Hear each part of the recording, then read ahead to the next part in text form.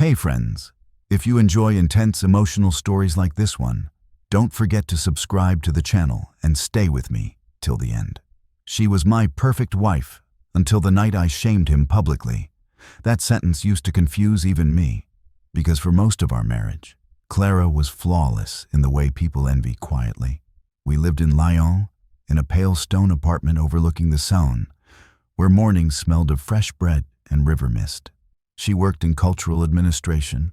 I taught history at a lycée. We hosted dinners, argued gently about films, planned holidays with spreadsheets and optimism. People told me I was lucky. I believed them.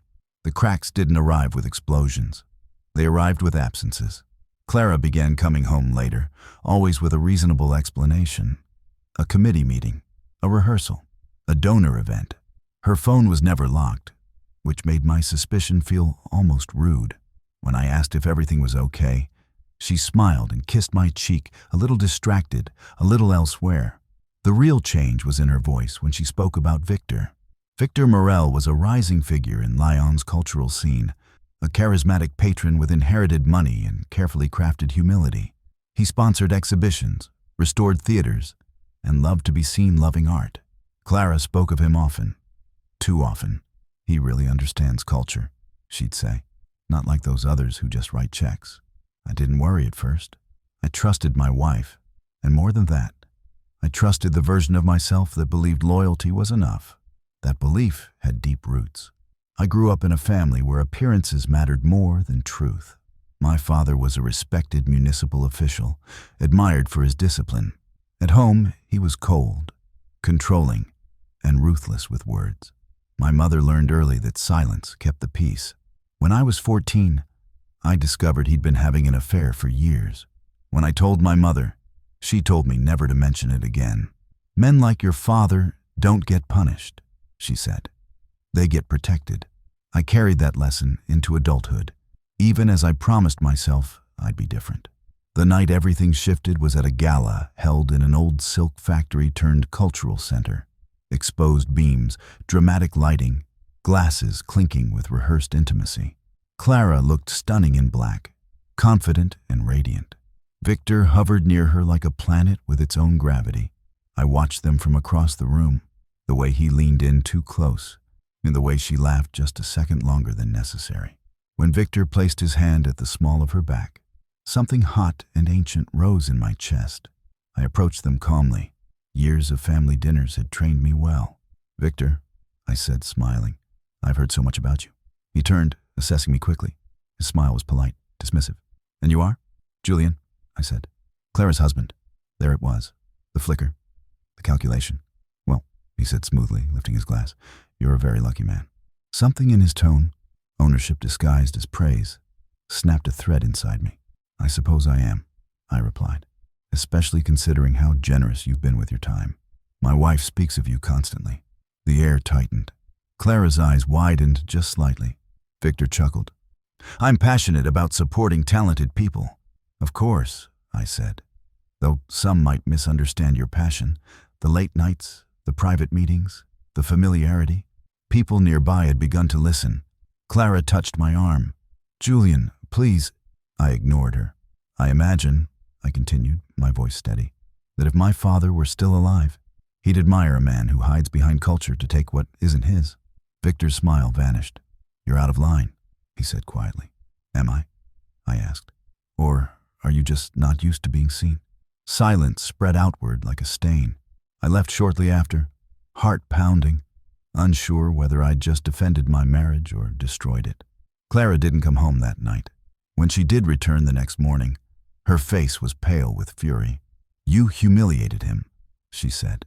"And you humiliated me." "He humiliated us," I replied. "No," she snapped. "You did. You exposed something that wasn't your business." That was the moment I knew. The truth unraveled quickly after that. The affair wasn't new. It had been careful, curated, protected by influence and money. Victor promised Clara opportunity, importance, a future bigger than our quiet life.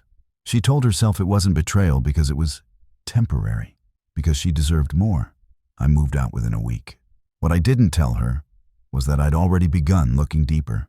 Victor's public image was pristine, But history has taught me that power always leaves traces.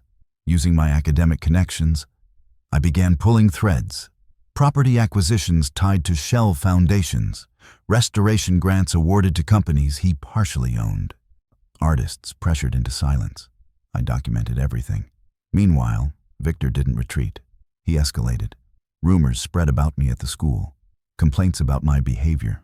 Suggestions that I was unstable, jealous, unprofessional. Clara stopped answering my messages entirely. I realized then what he intended, not just to take my wife, but to erase me. So I did what my mother never could. I refused silence. The climax came months later, at a public symposium Victor sponsored on ethics in cultural leadership. The irony was exquisite. I attended as a guest, sat quietly until the Q&A. "My question is for Monsieur Morel," I said when the microphone reached me. "Could you explain how ethical oversight applies when a benefactor directly profits from the grants he oversees?" The room stirred. Victor froze, and then smiled thinly. "I'm not sure I understand.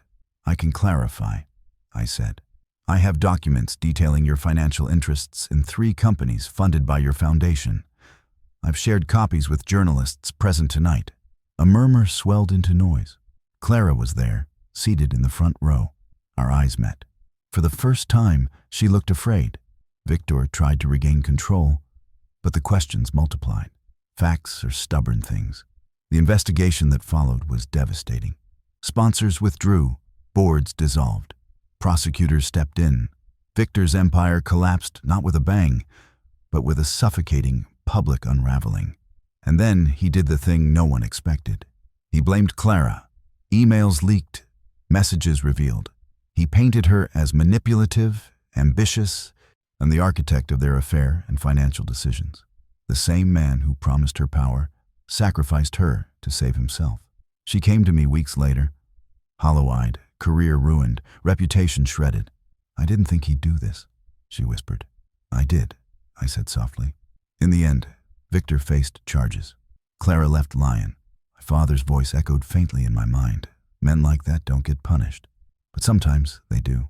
I returned to my quiet apartment, my quiet work. The river still flowed. Bread still baked. Life went on. Revenge didn't feel like triumph. It felt like an old weight finally lifting. She had been my perfect wife, until I refused to protect the man who thought he was untouchable. And what he did next didn't destroy me. It proved why I was right to speak at all.